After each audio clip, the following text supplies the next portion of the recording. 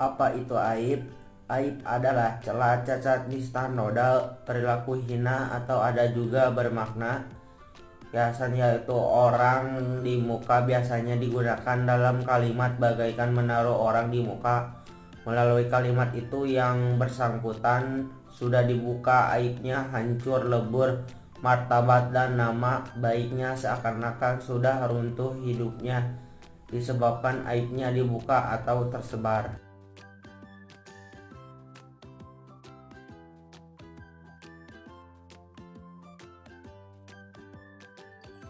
Allah Subhanahu wa Ta'ala banyak sekali menutup aib hambanya, lalu kenapa banyak manusia malah membuka aib sesamanya?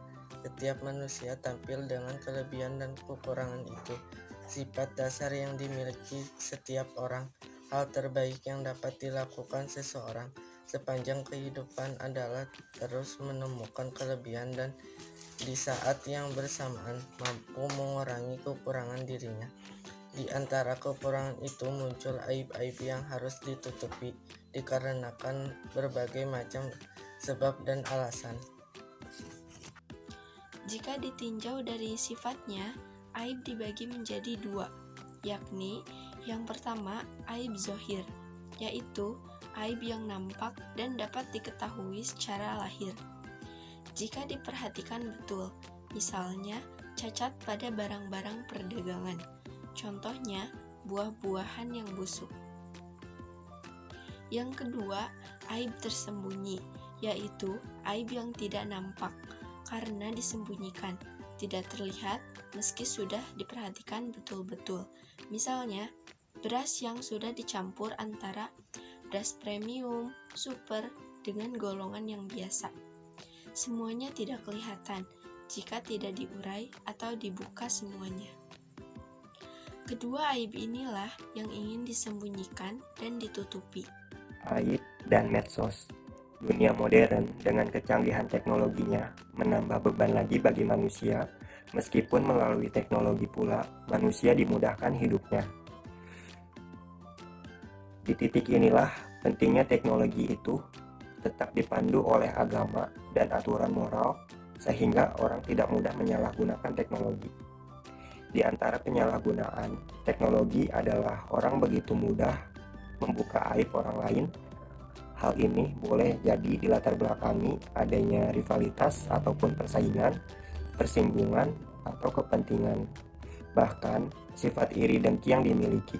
Saat ini orang begitu mudah tumbang nama baik dan martabatnya dari penyalahgunaan media sosial. Kita harus memiliki kesadaran agar hidup ini jangan banyak kesalahan, dosa, dan maksiat. Sebab banyaknya kesalahan sama saja dengan menumpuk aib dan berakibat hidupnya banyak dilakukan hanya untuk menutupi aib. Akhirnya tidak menemukan ketenangan dan ketentraman di dalam hidupnya. Pada titik inilah Islam membimbing kita diajarkan untuk menjauhi perbuatan dosa dan kemaksiatan. Jikalau juga melakukannya, segera dan cepatlah bertaubat agar hidupnya produktif dan optimal. Akhirnya keberhasilan demi keberhasilan hidup. Tersimpulkan bahwa aib itu harus ditutupi. Jangan mudah menggerakkan jari yang dikaitkan dengan media sosial. Teliti dan selektiflah dalam menerima informasi. Jika benar, share. Sebaliknya, jika tidak, ya jangan di-share. Begitu pula, tercela sekali jika ada orang yang mencari-cari kesalahan atau aib orang lain. Kita diingatkan oleh Allah Subhanahu wa Ta'ala melalui surat Al-Hujurat ayat 12. Melalui ayat ini, Allah Subhanahu wa Ta'ala melarang orang beriman melakukan prasangka buruk, mencari-cari kesalahan orang lain, dan melarang bergunjing. Bahkan, bagi orang yang gemar bergunjing, diumpamakan seperti memakan daging saudaranya yang sudah meninggal. Sungguh perilaku yang bukan saja menimbulkan dosa, tetapi juga amat menjijikkan. Rasulullah Shallallahu Alaihi Wasallam bersabda, "An Abi Hurairah radhiyallahu anhu qala Rasulullah Shallallahu Alaihi Wasallam, "Man satara ala muslim satara Allahu fi dunya wal akhirah, Rawahu Muslim. Dari Abu Hurairah berkata, Rasulullah Shallallahu Alaihi Wasallam bersabda, barang siapa menutupi aib saudaranya di dunia, maka Allah akan menutupi aibnya di dunia dan akhirat. Hadis riwayat Muslim. Berdasarkan penjelasan tersebut, janganlah kita menjadi pribadi yang suka membuka aib orang.